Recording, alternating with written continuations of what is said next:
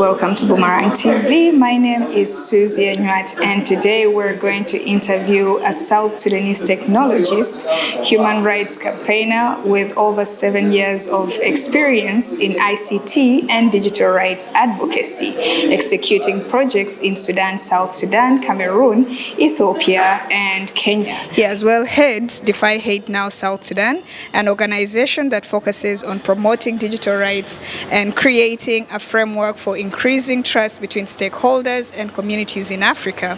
Although he has won several awards, the most prestigious is the 2020 Most Influential Young African.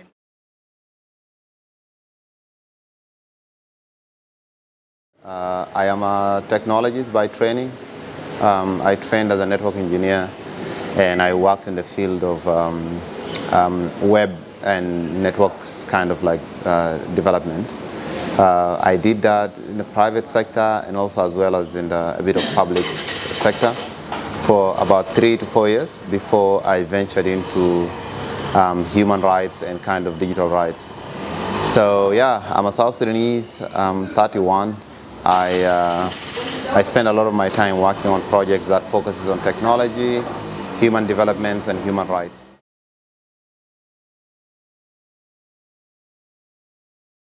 In my technical background, I studied at the Technical University of Kenya, and I studied IT, and then I majored on computer networks, basically the technology and the science of connecting different computers, what you call the internet, or I mean on a larger scale, on a smaller scale, what we call LAN, it's local area network in a small office. So that is my specialty. But then over the years, I ventured into what is called trust and safety.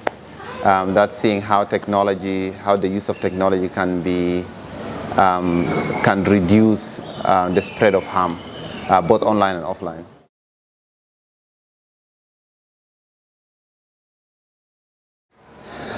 Slightly earlier on, while growing up, my dad had a small laptop computer that because he used to work in the field, so he left it in the house. As he left it, I spent time just trying to see how it works. So I spent a good chunk of my time just playing around with it. That was probably back in the year 2006, 2007. And then I ended up like using it to play a lot of music. And later on, I worked as what do you call it? We used to call it in Arabic Tanzil Nagamat. Basically, people used to kind of transfer music using laptops. So I used to kind of like be kind of a selector of some sort, but basically downloading a lot of music to people and a flash disk on laptops and on other devices. And that's kind of how I gained my entry into technology. And since early on, I really was very impressed by how technology can make people's life easy and can kind of accelerate. Yeah, that's kind of fast forward into a few years later, and I found myself at the Technical University of Kenya in 2013, studying technology.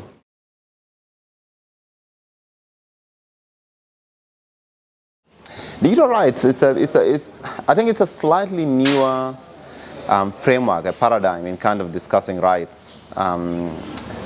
So when you kind of look at the Universal Declaration of the Human Rights, UDHR, that's a document that's now, that's a document that was crafted in 1948, 1949 there. And basically it's outlined what is called unalienable rights that humans ought to have by the virtue of being humans. As people progress, we realize like people also exist in a virtual sense. So for example, your Facebook account or your image or your likeness or your data online, these are all kind of extension of yourself. And whenever we're talking about digital rights, we're talking about like how do the rights that humans possess in the kind of the legal and the kind of the universal framework of rights, how do these rights manifest online? So that is basically digital rights. And then now once you get into that, you realize the language kind of then fizzles kind of into different other things. So like, okay, the right to access information, the right to privacy, the right to assembly online, the right to celebrate your culture. So that is conceptual framework of digital rights. But then how it manifests, it's kind of basically in this device. So yeah, you wouldn't be very happy if someone is tapping on your phone, or someone shares your private images, or someone insults you online, or shares a bit of hate speech and misinformation and incitement to violence against your community. So basically, yeah, digital rights exist to protect these rights online.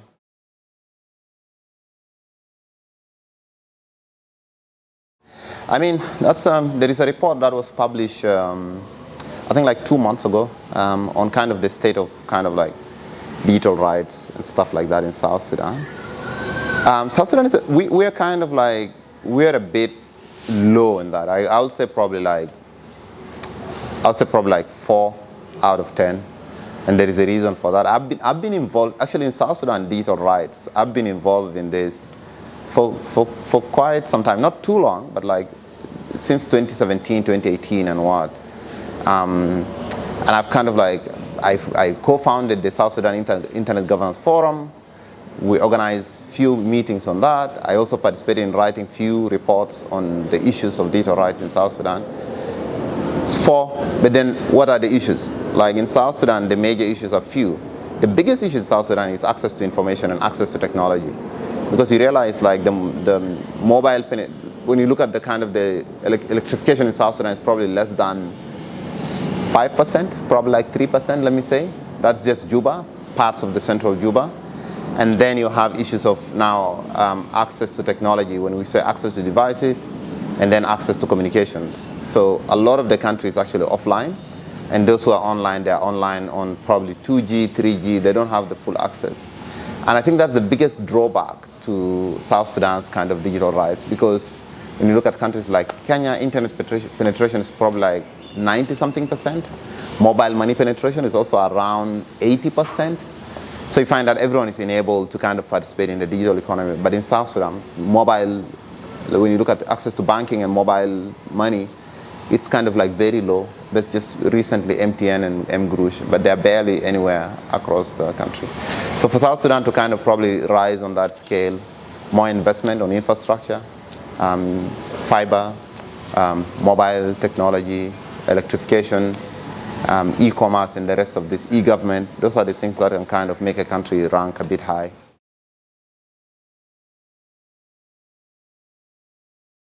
I mean, that is, I think that's a stereotype that kind of lived up to its expectations. I'm more in management than in tech right now, because I have probably like across the different initiatives, I manage slightly more than 25 people.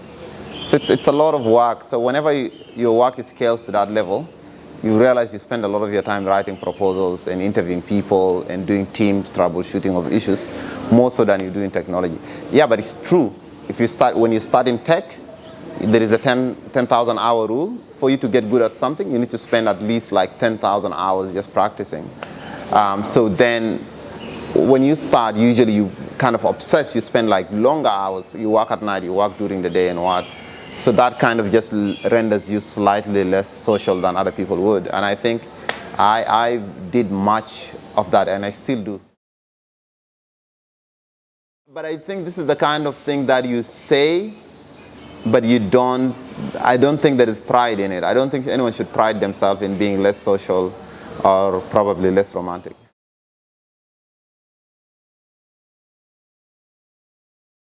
Actually, 2 projects. When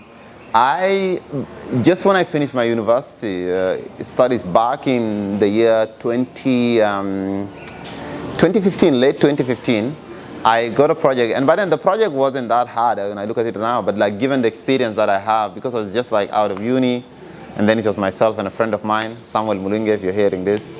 So we got this project to do a system for what is called credit rating. That's basically how microfinance give loan. For them to give loan, they have to measure what is called, is it like the 4 C's? Is it like credit, capital, credibility, and something else? So that like, there's certain stuff that you measure. So there was a microfinance in Uganda, and they gave us this project basically to create for them this rating system. And the system, you kind of put the names of the people, and then this system gives you a form, you fill the assets that you have and what. And basically based on that, it creates a rating. It says like you're 40% on this and what. That was very hard. We had like we had less than, and I can still remember the project very well because we got paid $1,200 for it. And by then that was a lot of money. I was the project lead and it was just so hard. We didn't understand the tech. We were not on ground. It eventually failed, but it was something that is worth doing.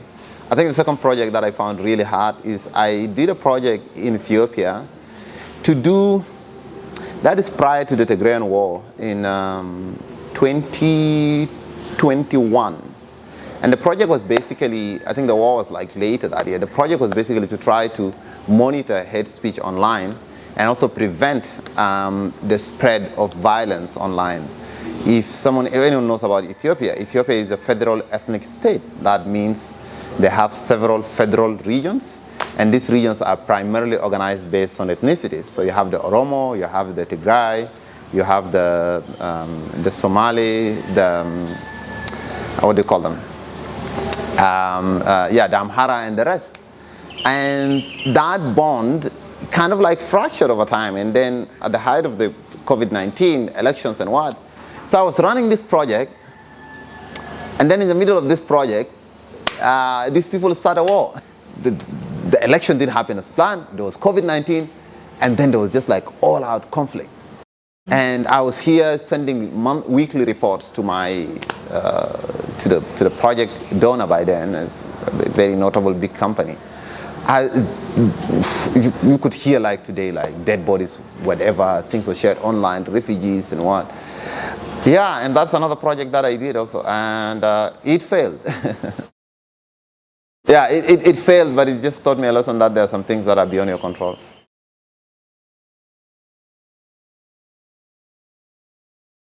I'm way better rock climber than I am so many other things. Back in 2018, I used to work in Kenya, and I had my team, and we went for a trip. So as we went for this trip, we got in a place called,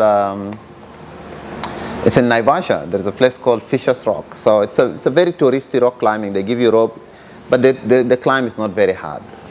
So I tried it, and I really liked it. And I was just like, oh, what is this sport? I'm like, okay, this is rock climbing. You do this. So when I came back to Kenya, to Nairobi, the following day, we went for, I went to the climbing gym. And since then, I got hooked up. And I practiced a lot in the climbing gym. After that, I did a lot of outdoor climb. There is a time we climbed outdoor for like 4 hours, climb a pitch of like 70 meters. It was like so hard and amazing. By the time we reached the top, it was cold. It's during the day, but it's so cold because it's like the very high altitude. So I spend a lot of, if you check on my Instagram, you'll see like, that's what I do, but I like it because it's a very solitary kind of activity. Apart from that, I'm a very avid Twitter guy and also like social media. So I spend a lot of, so when you talk about the short fun time between, like during my day intervals of 10, 15 minutes, I spend a lot of my time on Twitter. I like the platform. I think the way people share information there, the subliminal digs, the sarcasm, and the news, everything is fine. So I spend a lot of my time tweeting, yeah, and I think kind of that has earned me a very notorious reputation for being someone who is known for throwing banter online. Yeah, we're about like 18,000 followers. So.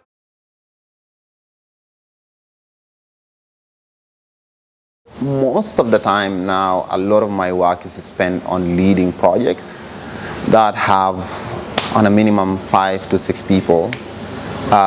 One of the most exciting projects that I've worked on over the last 2 years, now going to the 3rd year, is this project called SafetyComm. Check it online on Twitter, SafetyComm, and then SafetyComm South Sudan, Safety, comm, C-O-M-M. So this project it's like a hotline for mitigating cyber incidents in South Sudan. So accounts hacking, impersonation, cyberbullying, all kind of things. So we have a hotline that deals in that. So kind of started the project. When I started, I used to work on it alone with another colleague. But now it has a very sizable team. Like I don't know, like 8 people that work on it. So I think you really keep a watch on that, because I think it's probably like one of the most, like it's probably one of the few things that I did that I like have a very sizable practical impact. People go to the Safety-Com office on a daily basis when they get their account get hacked or impersonation or what. And I think this project has the potential to kind of grow. Like right now it's in South Sudan, but I think it should have the potential to grow to the East African region, especially like Kenya and Uganda. And there is, I don't know, we submitted few applications for grants to be able to do that. So yeah, be on the lookout for that. I probably think in terms of emotional attachment, I try not to be emotional attached to my project for very obvious reasons. But in terms of emotional attachment, I think the Hub is the project that I'm most emotionally attached to, because it's just like really touches a lot of lives.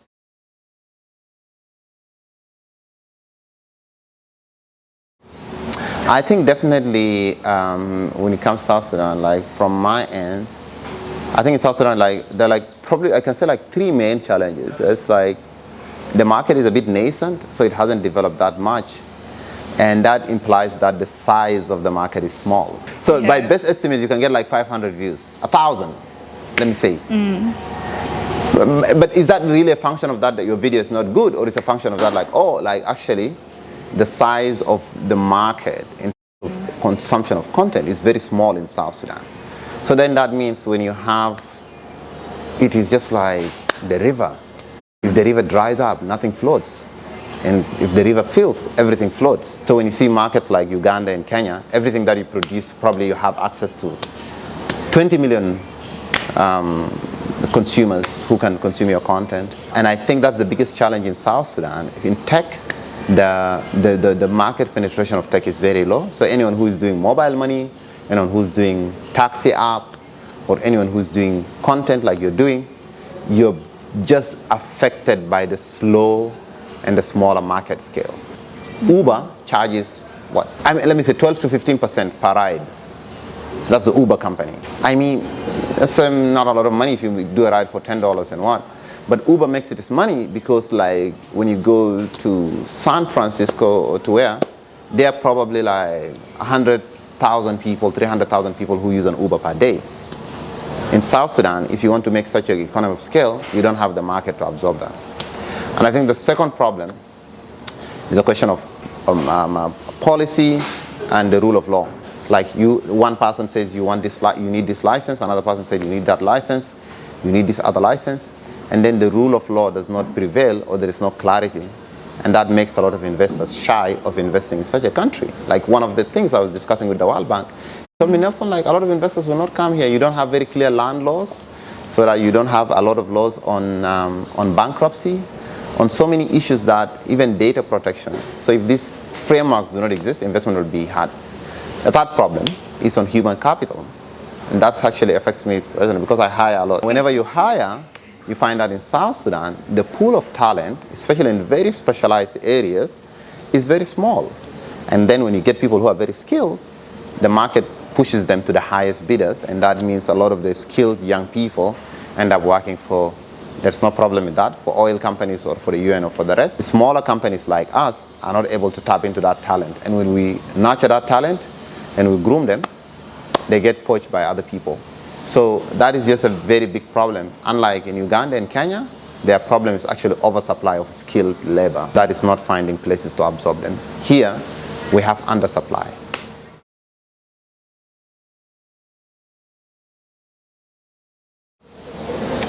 I find I'm not very good whenever I am not challenged much. I wouldn't say that I'm not very challenged in South Sudan, but I think in terms of contribution to tech and contribution to the space of ideas, I actually would really want to launch more initiatives in East Africa and also like try to venture into US or Europe.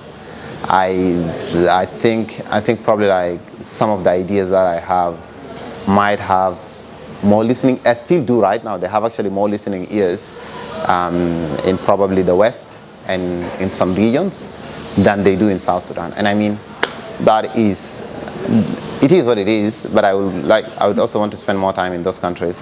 And to be honest with you, I've done my fair share of suffering and community work. I think I would want to be more, I want to worry less and focus on more bigger problems. Because in South Sudan, you're constantly running for fuel, for rent, for what. That other countries are like, you still don't have this?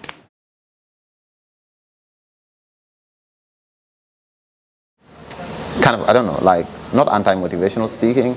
I think it's a bit, it takes a lot of humility to understand that your story and your narrative not apply to everyone's situation. Whatever people need to do is you have a good heart, so that your heart is not bad. Have a good heart, have a good motivation every morning, and then pursue your passion with a lot of integrity, and also don't take yourself too serious. Probably that's one of the biggest advice. Take your work seriously, take yourself less so. You are probably better off having your work, dealing with your work with a lot of diligence and a lot of consciousness and seriousness than you do so dealing with your name. And I find a lot of young people these days, they are so fixated on personal branding and saying the right things, but less so on doing the right things and building the right projects. So for me, I usually encourage people, there's nothing wrong with personal branding, there is nothing wrong of talking yourself up into things, but I think the best marketing you can do for yourself is to do good work, because once you do good work, it stands the test of time. So I usually encourage people to focus on that. And then when you don't take yourself seriously also, when you fail, that means you will not feel very much, it's not a very personal affair, because look, you have a long time in your life, failure is part of it, but if you take yourself too serious, if you put yourself beyond failure, the moment it happens, you also feel that you're personally indicted to it. I had projects that failed, I felt bad about it, but I didn't take it as an indictment on my ability of doing anything. I mean, it's bad that it failed, but hey, you get to do other things, yeah. So usually take your work seriously, take yourself with a bit less seriousness. And that was a South Sudanese technologist, Nelson Kwaje, giving us enlightenment on what it's like to be a technology expert in South Sudan. Join us next time for more. My name is Susie Nyuat. Bye for now.